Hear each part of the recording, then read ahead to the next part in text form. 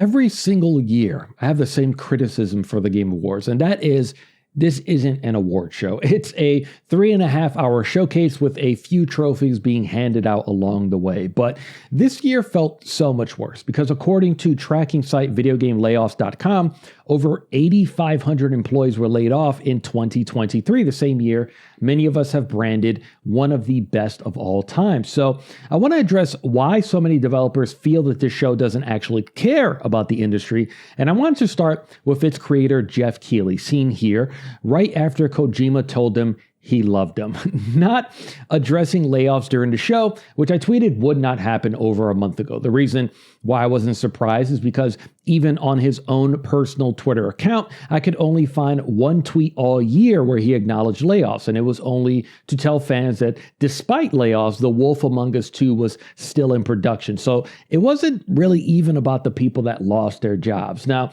I have no answer as to why Geoff has never publicly acknowledged the amount of turnover our industry has seen this year. Only he'll be able to answer that question. Now, one theory people have been throwing around is that Geoff is afraid because those layoffs are being done by the same mega developers and publishers that fuel not just the Game Awards, but every major event he organizes every year. Summer Game Fest, Gamescom Opening Night Live, and the Game Awards are places to see world premieres first and foremost. And maybe there's a fear it could affect the future of his shows. And Keighley and his team have shown time and time again that those premieres are more important than anything else in the show. Let's take 2021, for example. Geoff Keighley was put under pressure by the industry to publicly address the amount of harassment and employee abuse being reported at various companies, with Activision Blizzard being the most prominent one. Geoff tweeted, quote, "Beyond its nominations, I can confirm that Activision Blizzard will not be a part of this year's Game Awards." But one problem that fans kept bringing up was, at the time, Activision president Rob Kostich was part of the Game Awards advisory board, and he still remains a member to this day. And when Geoff opened the show in 2021, he did condemn harassment and abuse. And while not specifically calling out companies by name, he did say that creators should be supported by the companies that employ them, and went on to say this. "We should not and will not tolerate any abuse, harassment, and predatory practices by anyone, including our online communities. And tonight, I call on everyone to do their part to build a better, safer video game industry.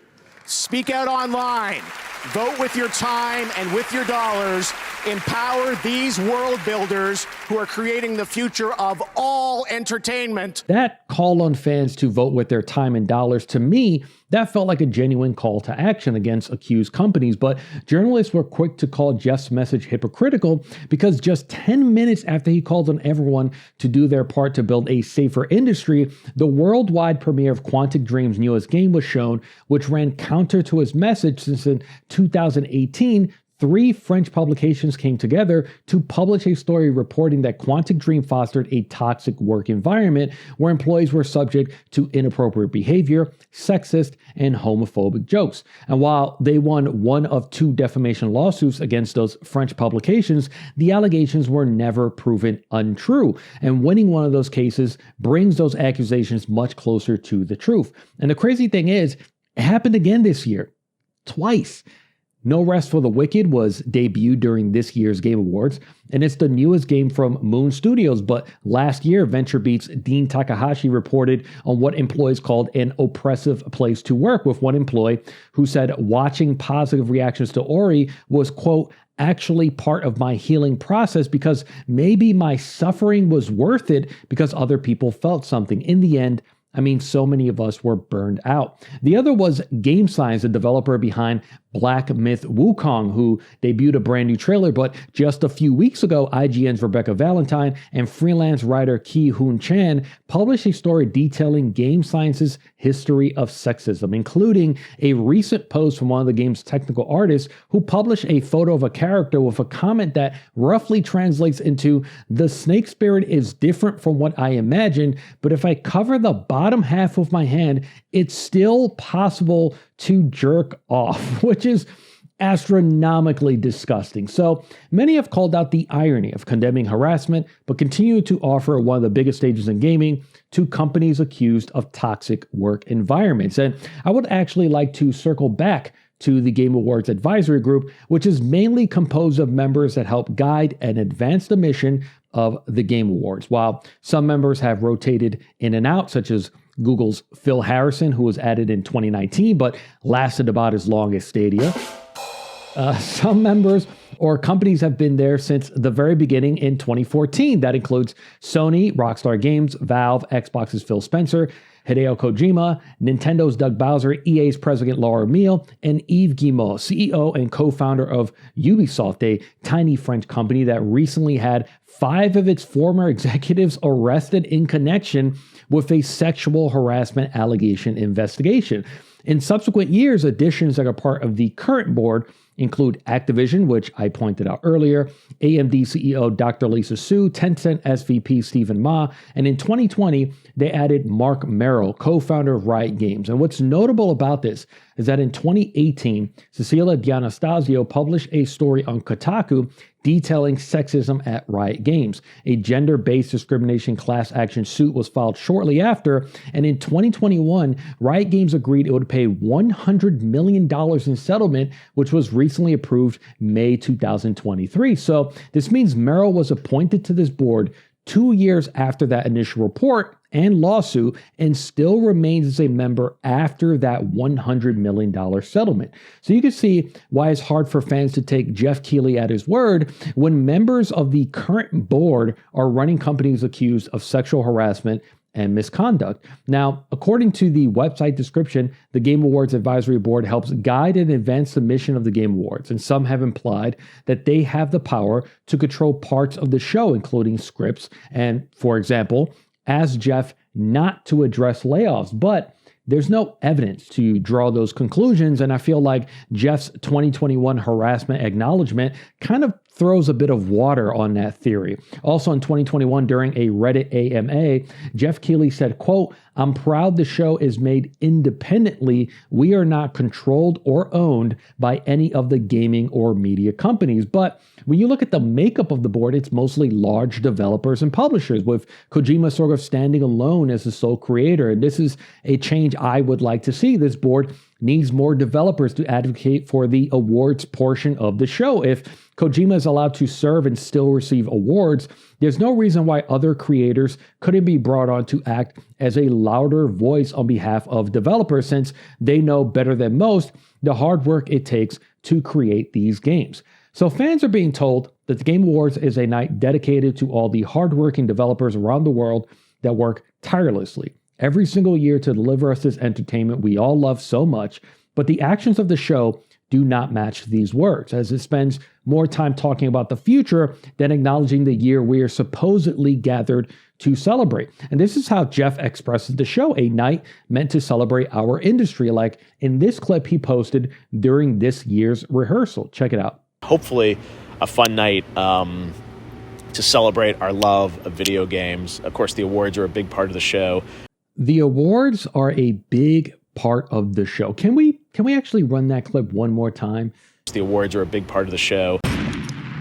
Yep, that looks about right, because that's a bit of a stretch, right? Ever since the very first show in 2014, awards have always been the smallest piece. For 10 straight shows, we've had the same average number of acceptance speeches, which is about 11 to 13, with the majority of awards being given away rapid fire. And as annoying as these moments are, they were worse in the past. For the first few years, awards would just be given out at random on the side with zero mention of any of the nominees. And what's interesting is when you watch this show over the years, you can see it slowly begin to lose its identity. The very first Game Awards show in 2014 felt like something built by the game community for the gaming community. The presenters were mostly industry faces: Reggie Fils-Aimé, Tim Schafer, Peter Moore, Casey Hudson, Sean Layden. The musical guest was a guy named Greg Stewart who flew from Scotland to play Gaio's theme using lasers.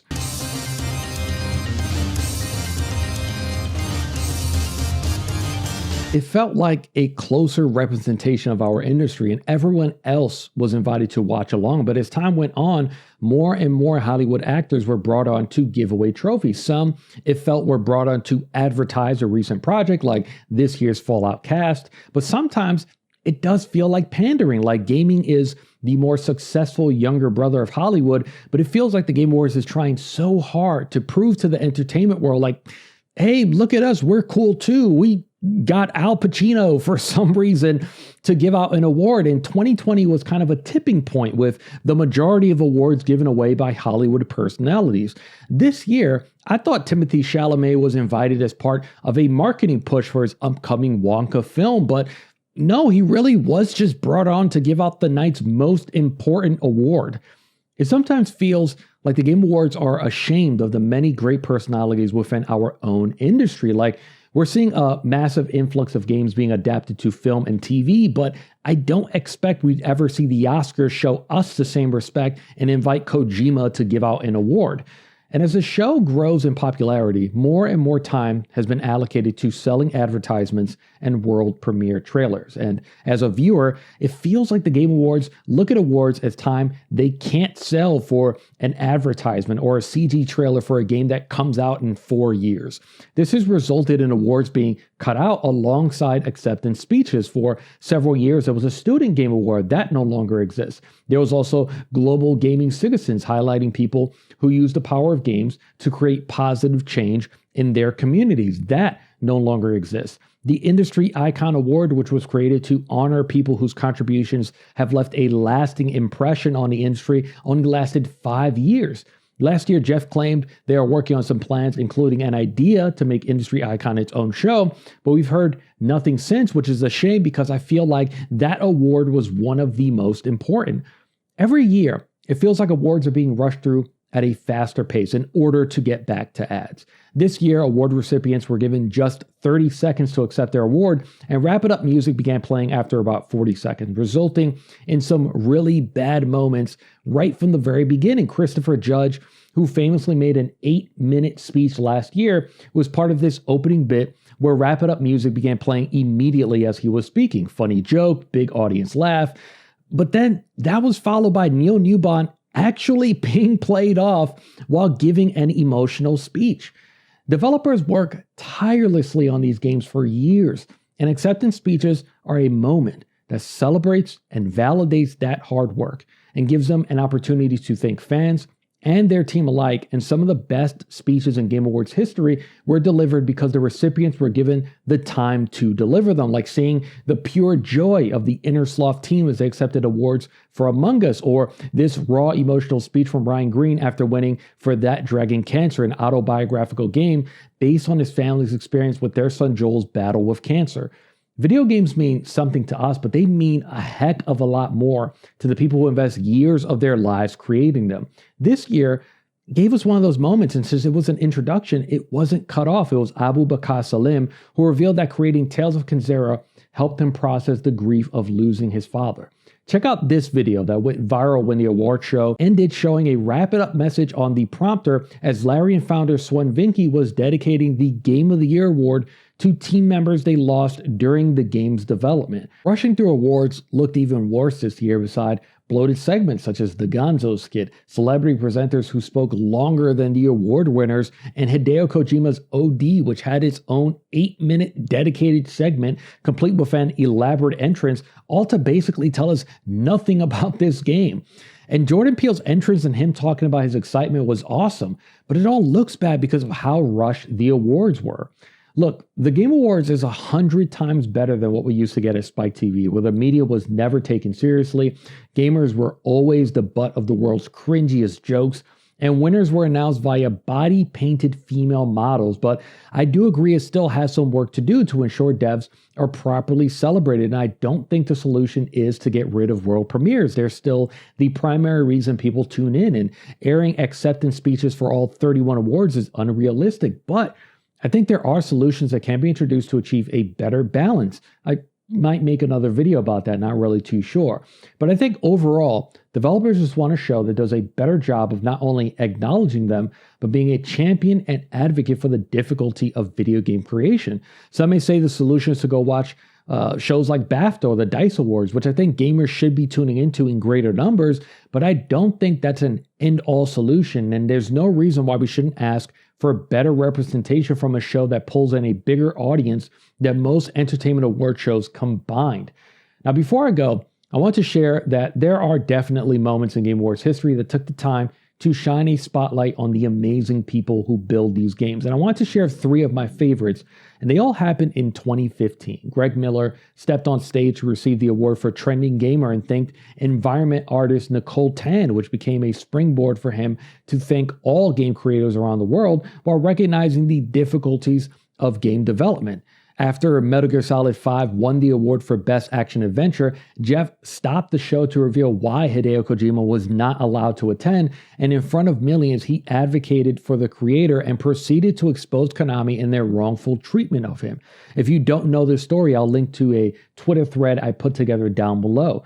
This moment is currently being echoed by developers as a type of advocacy they wish was on display this year in light of all the layoffs. And finally, in the middle of the show, Jeff stopped everything to dedicate about 10 minutes to Nintendo president Satoru Iwata, who passed away earlier that year. He told us a story about meeting him 6 weeks before he passed, playing a montage that celebrated his life. That was followed by a heartfelt dedication from Reggie Fils-Aimé and a song by artist Ben Harper. But in light of this year's event, one moment stood out to me when I was rewatching it, and it was what Jeff said right before playing that photo montage. Check it out. So tonight, for a few minutes, we're going to put the awards and the world premieres and all the marketing and everything aside to focus on the man of the hour. And that's what the Game Awards is supposed to be about. A time for us as a community to come together to honor the people who create the things we love and celebrate the year that just happened, because for them, it was years of hard work and dedication, and we shouldn't be so quick to nudge them into the shadows so we can focus on what's coming next. The least we could do to show our appreciation is to be present and give them a night to recognize their achievements. Like it if you liked it, subscribe if you loved it, and please leave a message down below sharing your thoughts. Thanks for watching.